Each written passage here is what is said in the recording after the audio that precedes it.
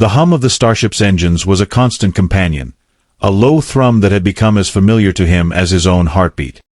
He stood at the observation deck, gazing out at the swirling nebula that painted the void with hues no human eye should have been able to perceive. The colors danced and shifted, creating patterns that seemed almost alive, whispering secrets of the universe he couldn't begin to understand. His fingers traced the cool metal railing, the only thing anchoring him to reality as his mind wandered through the infinite possibilities beyond the reinforced glass. In the 3 months since their departure from Earth, he had found himself increasingly drawn to this spot, watching the cosmos unfold in ways that defied terrestrial physics. The ship's artificial gravity created a comforting sense of normalcy, but nothing could mask the profound alienness of their journey. The air carried a faint metallic tang, mixed with the sterile scent of recycled atmosphere, reminding him constantly of how far they were from home. Around him, the soft glow of emergency lighting cast long shadows across the polished floor, creating an atmosphere that was both serene and slightly unsettling. His thoughts drifted back to the mission briefings, where scientists had spoken in hushed tones about the diplomatic importance of their assignment. They were to establish first contact with the Xyrillian Empire, a civilization so advanced that their technology seemed like magic to human eyes. The prospect had filled him with equal parts excitement and trepidation. As communications officer, he bore the weight of being one of the primary voices representing humanity, a responsibility that sometimes felt too heavy for his shoulders. Through the viewport, he caught sight of distant stars winking in and out of existence as the ship's quantum shielding adjusted to protect them from cosmic radiation. Each flash reminded him of how vulnerable they really were, despite all their sophisticated technology. The vastness of space pressed against the windows, an endless expanse that made even their state-of-the-art vessel feel like a fragile soap bubble. Yet within these walls, life continued in its peculiar rhythm. Meals prepared in zero-gravity kitchens, exercise routines adapted for microgravity conditions, and sleep cycles carefully regulated by artificial light. As he watched the celestial dance outside, he couldn't help but wonder about the beings they would soon encounter. The briefing materials had included grainy images and fragmented data about the Xyrillian species, but nothing could truly prepare him for meeting them face to face. The thought sent a shiver down his spine, not entirely unpleasant. Somewhere in the distance, a warning light blinked steadily on the control panel, its red glow reflecting off the window and adding another layer to the kaleidoscope of colors from the nebula. The universe waited, patient and eternal, while he stood there, suspended between worlds, preparing to meet what lay beyond the stars. The grand hall of the Xyrillian palace stretched before him like an impossible dream, its crystalline architecture refracting light into a symphony of colors that seemed to breathe and pulse with life. Towering spires spiraled upward in complex mathematical patterns that defied human understanding, each surface shimmering with iridescent hues that shifted with every movement. The air carried a subtle vibration, a harmonic resonance that resonated deep within his chest, making it difficult to tell whether the trembling came from the environment or his own nerves. Above him, the ceiling, if it could be called that, appeared to open directly into space, yet somehow maintained atmosphere, allowing glimpses of their binary sun system's golden light to filter through in cascading beams. He followed the protocol officer through corridors that seemed to rearrange themselves as they walked, walls flowing like liquid crystal to create new passageways and chambers. The sensation of walking on solid ground was deceptive. Beneath his feet, the flooring pulsed gently, responding to his presence with subtle waves of color that spread outward like ripples in a pond. The temperature was perfect, neither too warm nor too cool, but carrying an electric quality that made the hairs on his arms stand at attention. Every few steps revealed new wonders. Bioluminescent plants that sang in harmonious chords, pools of liquid light that danced in intricate patterns, and floating orbs that seemed to watch their progress with intelligent curiosity. At last, they reached the main audience chamber, a cavernous space that somehow managed to feel intimate despite its vast proportions. The walls were adorned with shifting tapestries of light, depicting scenes from Xyrillian history that moved and changed like living paintings. In the center of the room, elevated on a dais that seemed to float unsupported in the air, stood the throne. It wasn't constructed of any material he recognized. Rather, it appeared to be formed from pure energy, shaped into elegant curves and angles that defied gravity. As his eyes adjusted to the brilliance of the display, he finally saw her. The alien queen emerged from the radiance like a vision born of stardust itself. Her form was humanoid yet otherworldly, with skin that shimmered like molten silver and hair that flowed around her like strands of captured moonlight.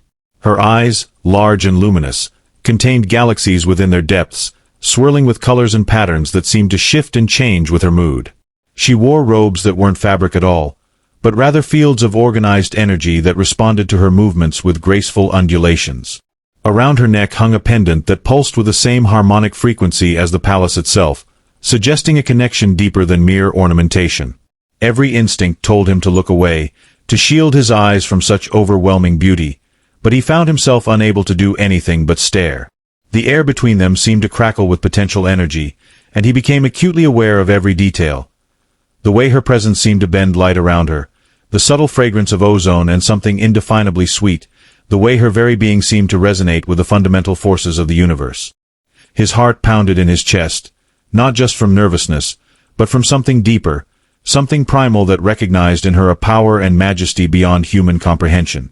Time seemed to stretch and compress simultaneously as she descended from the dais, her movements fluid and precise, like a dancer choreographed by the laws of physics themselves. The protocol officer had stopped several paces behind him, leaving him alone in her presence. He swallowed hard, feeling impossibly small and terribly human in his simple diplomatic uniform, while she radiated an aura of ancient wisdom and cosmic significance. The moment stretched taut between them, charged with unspoken possibilities and the weight of two civilizations meeting for the first time. His training, his carefully rehearsed greetings, his diplomatic protocols, all seemed suddenly inadequate in the face of this transcendent being who now regarded him with those galaxy-spanning eyes. The words left his mouth before he could stop them, tumbling out in a rush of nervous energy that betrayed every ounce of his careful preparation. "You look very attractive today," he blurted, immediately clamping his hand over his mouth as mortification washed over him in crimson waves. The silence that followed was absolute, pressing against his eardrums with the weight of interstellar vacuum. His stomach churned violently as he watched the Queen's expression shift through impossible configurations, her galaxy-spanning eyes narrowing ever so slightly. The protocol officer behind him audibly gasped, and he could feel the collective shock ripple through the assembled Xyrillian court like a disturbance in their carefully maintained harmonic field. Panic surged through him as he realized the magnitude of his mistake. These were beings who communicated through complex resonance patterns and dimensional frequencies, whose concept of aesthetics might bear no resemblance to human standards of beauty. What if he'd just committed some terrible cultural faux pas? What if he'd inadvertently declared war or challenged her authority? His mind raced through possible interpretations, each more catastrophic than the last. The ambient lighting in the chamber dimmed slightly, as if responding to the tension in the air, and he noticed several of the floating orbs that had seemed merely decorative earlier now hovering closer, their inner lights pulsing with increased intensity. To his horror, the Queen tilted her head, studying him with an intensity that made him feel like a specimen under a microscope. Her energy robe shifted in response, creating patterns that seemed to mirror his own racing thoughts. The pendant at her throat brightened, casting prismatic reflections throughout the chamber that played across the faces of the courtiers. Time seemed to fracture, moments stretching into eternity as he waited for her reaction. His palms grew slick with sweat inside his gloves, and he could feel his carefully maintained diplomatic composure crumbling like dry earth in a desert wind. Just when he thought he might collapse from sheer terror, something remarkable happened. A subtle change came over the Queen's features. Her eyes softened infinitesimally, and the corners of her mouth curved upward in what might have been the Xyrillian equivalent of a smile.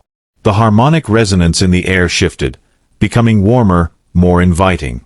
Several of the courtiers exchanged glances that seemed to carry a distinctly amused quality. The protocol officer behind him relaxed visibly, though he still maintained a respectful distance. "Your primitive language contains unexpected charm," the Queen finally spoke, her voice resonating through multiple dimensions at once, sending shivers down his spine. "This attractiveness you speak of, is it related to your species' reproductive imperatives?" The question caught him completely off guard, and he struggled to formulate a response that wouldn't dig himself deeper into this already precarious situation. His translator unit buzzed softly as it attempted to process the nuances of her inquiry, adding another layer of complexity to his rapidly deteriorating mental state. Before he could respond, the Queen raised a hand, and the entire chamber seemed to hold its breath. "Our genetic memory contains records of your kind's linguistic patterns. This particular phrase." She paused, tilting her head again, and the pendant at her throat pulsed with a rhythm that matched his own erratic heartbeat. is often associated with positive social interactions, though rarely directed toward beings of royal status. The realization hit him like a meteor strike. Somehow, his accidental compliment had tapped into a universal truth about human interaction that transcended species barriers. A wave of relief began to wash over him, but before he could fully embrace it, the Queen took a step closer, her energy field brushing against his personal space in a way that made every nerve ending in his body sing with static electricity. "Tell me more about this concept of looking attractive," she commanded, and he suddenly found himself trapped in a conversation that could redefine interspecies relations, or end them entirely. The floating orbs converged around them, their lights dancing in patterns that suggested eager anticipation, while the courtiers leaned forward imperceptibly, clearly interested in where this unprecedented exchange might lead. The Queen's interest proved insatiable, leading them through a labyrinth of cultural exchanges that stretched across days measured by Zerillian timekeeping, units that seemed to expand and contract unpredictably compared to Earth's steady rotation. They sat together in a private chamber, its walls alive with shifting constellations that mirrored her mood, as she peppered him with questions about human aesthetics. Her energy robes adapted to reflect their growing rapport, taking on softer, more approachable patterns that reminded him of Earth's twilight hours. Through their conversations, he discovered that Zerillian concepts of beauty were deeply intertwined with harmonic resonance and energy flow, aspects of their physiology that humans couldn't naturally perceive without technological assistance. Their interactions became a delicate dance of mutual discovery. When she asked about human courtship rituals, he found himself explaining everything from dating apps to traditional dances, each description bringing new revelations. The Queen listened intently, her galaxy-spanning eyes widening at descriptions of human emotional vulnerability, particularly the willingness to risk rejection for the chance at connection. Her reactions were fascinating. When he described the nervous anticipation of a first date, her energy field would flicker with sympathetic vibrations. When he explained how humans often dress to impress, her robes would momentarily mimic the effects of formal wear. Their conversations expanded beyond mere aesthetics into deeper philosophical territory. She shared insights about Zerillian social structures, revealing that their society valued resonance harmony above physical appearance, though they appreciated pleasing energy patterns much like humans appreciated symmetry. Their discussions touched upon art, music, and the universal desire for meaningful connections, themes that transcended species boundaries. During these exchanges, he noticed subtle changes in her demeanor. The rigid formality of their initial meetings gave way to something warmer, more genuine. She began to incorporate human gestures into her communication, though filtered through her unique physiology, a tilt of her head that echoed human nods, slight shifts in her energy field that might correspond to human smiles. Their relationship evolved into something unprecedented in interstellar diplomacy. Rather than sticking to formal protocols, they developed a hybrid communication style that combined human directness with Zerillian resonance patterns. She taught him to sense basic emotional frequencies, and in return, he helped her understand human nonverbal cues. Their meetings became less about diplomatic negotiations and more about genuine cultural exchange, though the underlying importance of their interactions never diminished. The courtiers, initially skeptical, began to show signs of approval, their floating orbs forming supportive patterns during their discussions. Yet amidst this growing connection, he remained acutely aware of the stakes involved. Each successful interaction brought them closer to establishing lasting peace between their species, but also deepened the personal bond between them. The Queen's interest in human culture extended beyond mere academic curiosity. She seemed genuinely fascinated by the complexities of human emotion and social interaction. Their conversations often stretched into what would be considered late hours on Earth, with neither of them seeming to notice the passage of time until the constellations on the chamber walls signaled the approaching dawn cycle. During one particularly intense discussion about the nature of beauty across species, he found himself explaining how humans could find meaning in imperfection, how a scar earned in battle might be considered honorable, or how weathered hands could represent a life well lived. The Queen absorbed this information with an intensity that suggested it challenged fundamental aspects of Zerillian philosophy. Her pendant began to glow with new patterns, indicating deep contemplation, and for the first time, he witnessed her energy robes displaying irregularities that might correspond to human expressions of surprise or wonder. These moments of revelation became more frequent as their relationship deepened. They discovered shared values in unexpected places, the importance of personal growth, the appreciation for unique individual qualities, and the universal desire for connection that transcended species boundaries. Yet with each breakthrough came new challenges. as they navigated the delicate balance between personal connection and diplomatic responsibility. The Queen's court watched their evolving relationship with increasing interest, their floating orbs forming complex patterns that suggested growing acceptance of this unprecedented alliance. As their bond strengthened, he began to notice subtle changes in how the Queen interacted with her own people. Her previously formal demeanor softened, especially during public appearances where she demonstrated her newfound understanding of human emotional expression. The court responded with cautious enthusiasm, their harmonic frequencies adjusting to incorporate elements of human warmth. This cultural blending manifested in surprising ways. Official ceremonies began incorporating human musical scales alongside traditional Zerillian resonance patterns, and diplomatic gatherings featured hybrid seating arrangements that accommodated both species' preferences. The Queen's influence extended beyond mere social gatherings. She initiated reforms in Zerillian diplomatic protocols, introducing elements that accounted for human emotional needs and social customs. Trade agreements began reflecting this new understanding, with provisions for cultural exchange programs and joint artistic endeavors. Most remarkably, she established a special envoy position specifically for fostering human Zerillian relations, selecting individuals who demonstrated exceptional ability to bridge the gap between their species. These envoys became crucial in translating not just language, but emotional context and cultural nuance. Their shared experiences led to practical innovations that benefited both civilizations. Human medical technology combined with Zerillian energy manipulation techniques yielded breakthroughs in healing methods, while Zerillian architectural principles inspired new approaches to sustainable human habitats. The Queen personally oversaw projects that integrated these advances, ensuring they respected the core values of both cultures. Scientific collaborations flourished, with researchers from both species working together to solve problems that had previously seemed insurmountable. Perhaps most significantly, their relationship fostered a new era of empathy between their peoples. Stories of their interactions spread through both societies, inspiring citizens to look beyond surface differences and recognize shared aspirations. Artistic expressions began crossing species boundaries, with human artists incorporating Zerillian harmonic patterns into their work, while Zerillian creators explored human narrative structures. Educational programs emerged that taught children of both species about each other's cultures from an early age, laying the foundation for future generations of cooperation. Through it all, their personal connection remained the driving force behind these changes. The Queen's willingness to embrace human perspectives encouraged her people to do the same, while his openness to Zerillian ways helped human society overcome its initial fears of the unknown. Together, they created a framework for interaction that honored both traditions while forging something entirely new, a testament to the power of genuine connection to transcend even the vastest of cultural divides. As their relationship deepened, he found himself grappling with emotions that defied categorization. The Queen's presence stirred something primal within him, a yearning that transcended species boundaries and conventional understanding.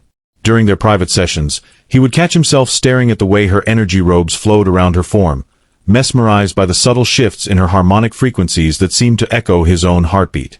These moments of awareness brought both exhilaration and terror, the realization that he was falling for an entity whose lifespan might span millennia, whose very existence operated on principles beyond human comprehension.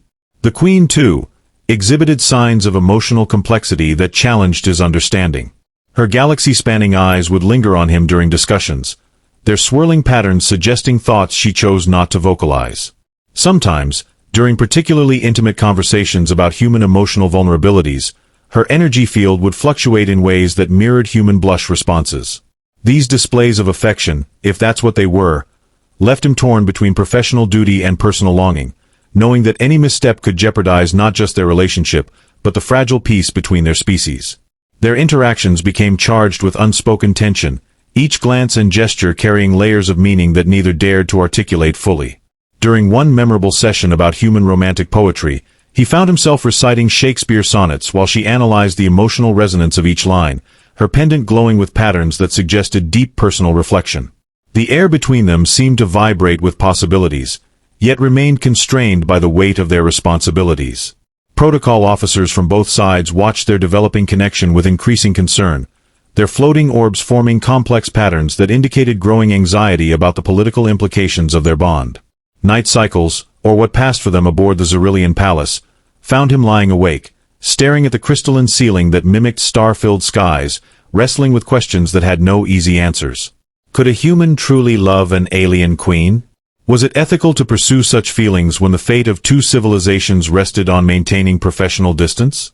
And perhaps most troubling, what did love even mean when applied to beings who experience time, space, and emotion in fundamentally different ways?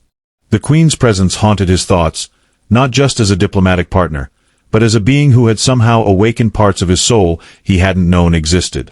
Their cultural exchanges took on new dimensions as they tentatively explored these emotional territories. She introduced him to Zerillian concepts of bonding that went beyond physical attraction or genetic compatibility, involving shared harmonic frequencies and aligned energy patterns. These revelations forced him to reconsider everything he thought he knew about relationships, making him question whether human notions of romance were merely a narrow subset of universal connection principles. The Queen's patience during these explorations was remarkable, her approach combining scientific curiosity with what felt disturbingly like tenderness. Yet with each breakthrough in understanding came new complications. Traditionalists among the Zerillian court began voicing concerns about their queen's unprecedented interest in a human, while Earth's diplomatic corps grew increasingly nervous about the direction their relationship was taking. Messages from home carried subtle warnings about maintaining appropriate professional boundaries, while Zerillian advisors expressed reservations about the impact of their growing bond on interstellar politics. Caught between these pressures, he found himself questioning whether their connection was a bridge between species or a dangerous entanglement that could destroy everything they'd worked to build.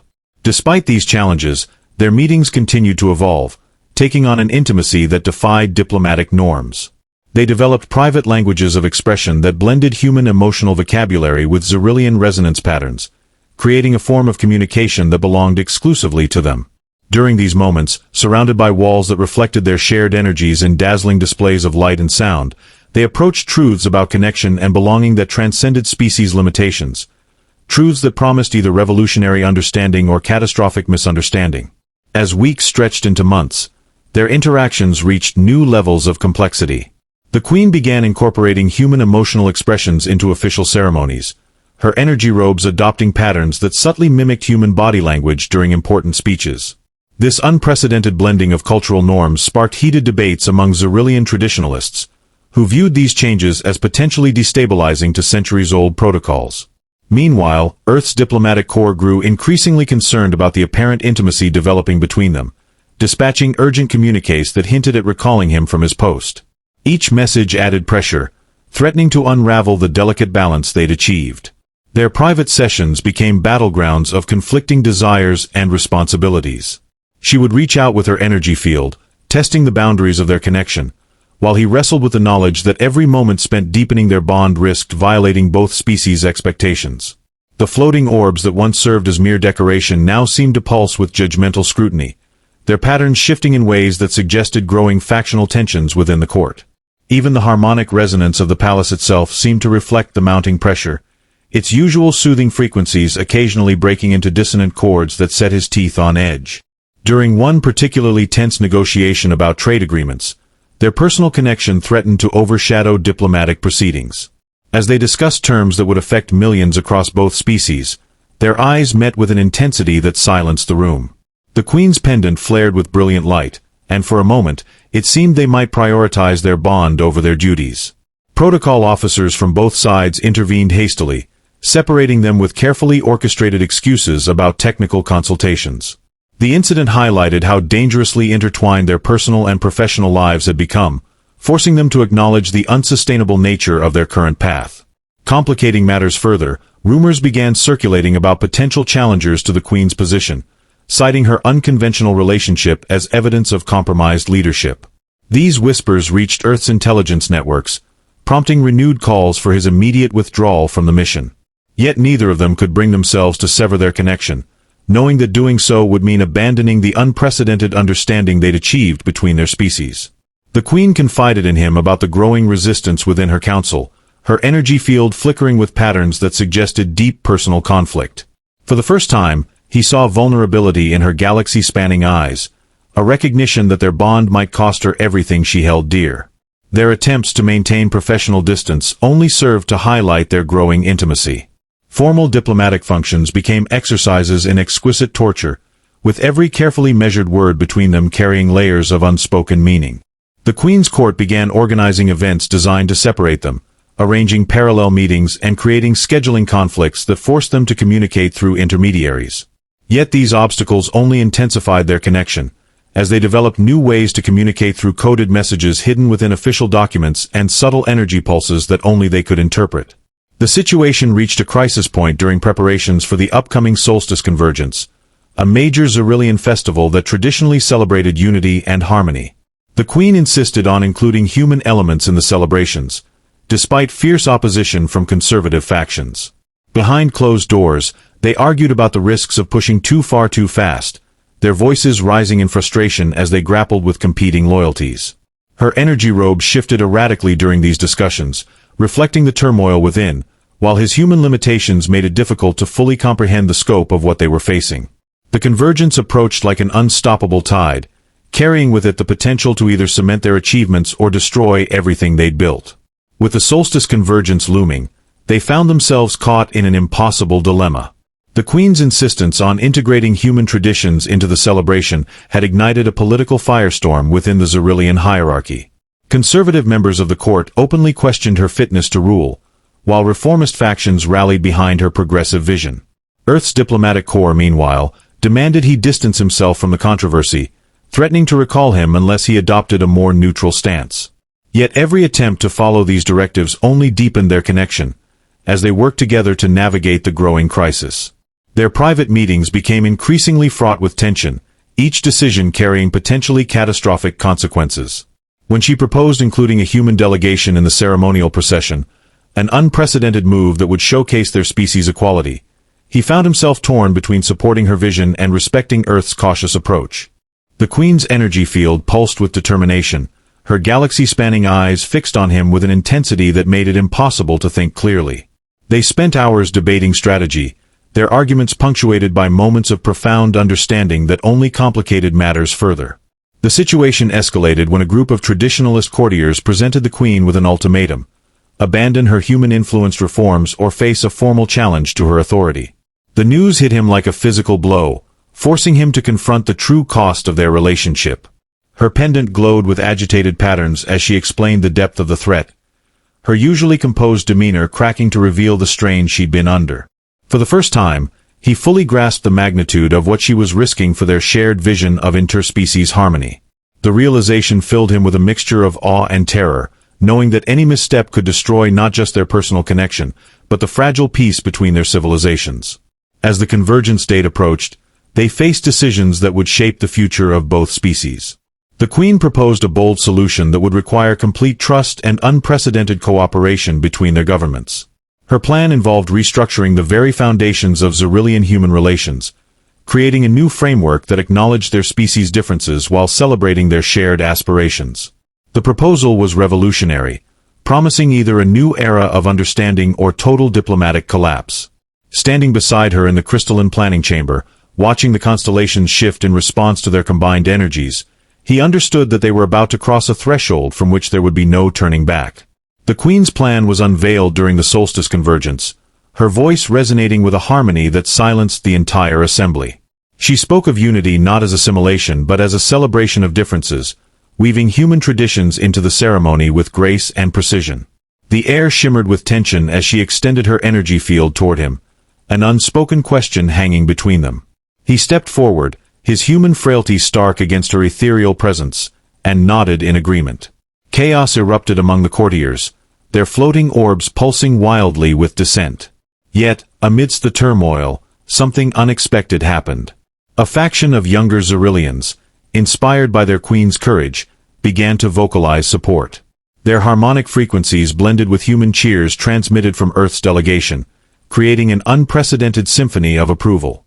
The Queen's pendant glowed brighter than ever, its rhythm syncing with his heartbeat. In that moment, they realized their bond had become a catalyst for change, transcending personal desires to forge a new path for both species. As the convergence reached its climax, the Queen turned to him, her galaxy-spanning eyes filled with resolve and something deeper, something that defied translation. "Together," she said simply, her voice reverberating through dimensions, "we will write a new story." The crowd fell silent, watching as two beings from vastly different worlds stood united, their connection a testament to the power of understanding over fear. And though challenges lay ahead, The seeds of a shared future had been sown, nurtured by trust, sacrifice, and an unbreakable bond that would echo through the stars for generations to come.